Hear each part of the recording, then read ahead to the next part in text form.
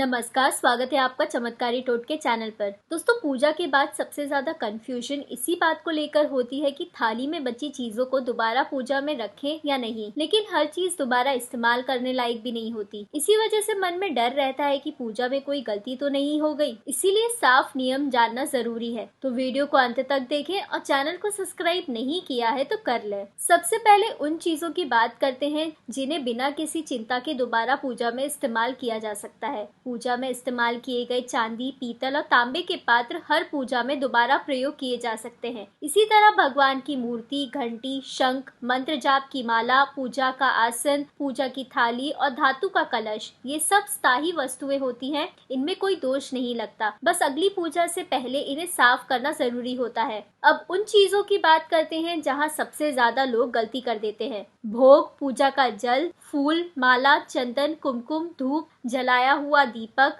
नारियल, अक्षत, दीपक में जला हुआ बचा तेल या घी, इन सबको एक बार पूजा में इस्तेमाल करने के बाद दोबारा पूजा में नहीं लेना चाहिए। भले ही ये देखने में खराब ना हो, लेकिन पूजा के बाद इनकी शुद्धता समाप्त हो जाती है। भोग को दोबारा पूजा में नहीं चढ़ाना चाहिए, लेकिन उसे प्रसाद के रूप में ग्रहण करना बिल्कुल सही है। तुलसी को लेकर सबसे ज्यादा भ्रम रहता है, लेकिन यहाँ नियम बिल्कुल साफ है। पूजा में अर्पित की गई तुलसी को दोबारा पूजा में इस्तेमाल किया जा सकता है, क्योंकि तुलसी कभी अपवित्र या बासी नहीं होती। अगर किसी दिन ताजी तुलसी उपलब्ध ना हो तो पहले की तुलसी को धोकर पूजा में लेना दोष नहीं माना जाता। बेलपत्र के मामले में भी लोग उलझन में रहते हैं। बेलपत्र को धोकर दोबारा पूजा में लिया जा सकता है, लेकिन तभी जब वह पूरी तरह साबुत हो। अगर बेलपत्र कटा फटा, दागदार या खंडित हो तो उसे दोबारा इस्तेमाल नहीं करना चाहिए। शिव पुराण के अनुसार बेलपत्र लंबे समय तक बासी नहीं होता, लेकिन उसकी स्थिति सही होनी जरूरी है। पूजा में इस्तेमाल किए गए जनेऊ को दोबारा पूजा में नहीं लेना चाहिए।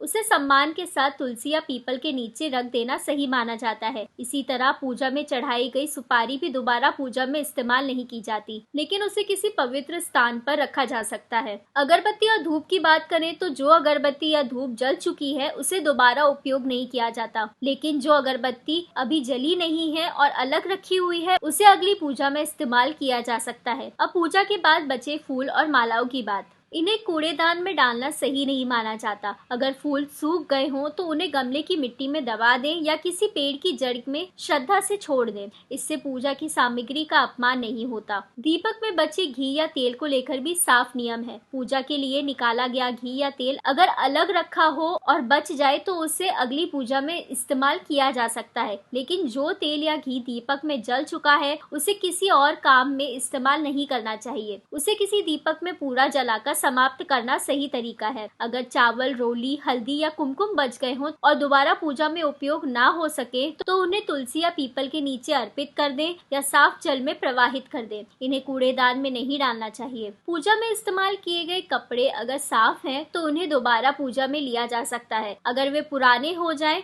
तो ऐसे कपड़े दान कर देना शुभ माना जाता है। जब किसी भी पूजा पाठ में जल का इस्तेमाल किया जाता है तो अक्सर काफी जल बच जाता है। पूजा के समापन के बाद इस जल को पूरे घर में और घर में रहने वाले सदस्यों पर हल्का सा छिड़क दें। इसके बाद जो जल बचे उसे किसी गमले या पौधे में डाल दें। इससे जल का उपयोग भी हो जाता है और पूजा की सामग्री का सम्मान भी बना रहता है। अगर पूजा में भस्म या राख बच जाए तो उसे दोबारा पूजा में ना रखें। उसे किसी पौधे की जड़ में डाल देना या स्वच्छ स्थान पर छोड़ देना सही माना जाता है। पूजा करने का मतलब ये नहीं है कि हम पर्यावरण को नुकसान पहुंचाएं। इसीलिए पूजा में प्लास्टिक या नॉन बायोडिग्रेडेबल चीजों को उपयोग ना करें। पूजा में सात्विक और प्राकृतिक वस्तुएं ही शुद्ध मानी जाती हैं। श्रद्धा और नियमों के साथ की गई पूजा ही सच्ची पूजा होती है। तो दोस्तों, अगर अगली बार कोई पूजा करे तो इन बातों का अवश्य ध्यान रखें। अगर वीडियो अच्छा लगा हो तो इसे लाइक करें, शेयर करें और चैनल को सब्सक्राइब करना ना भूलें। धन्यवाद।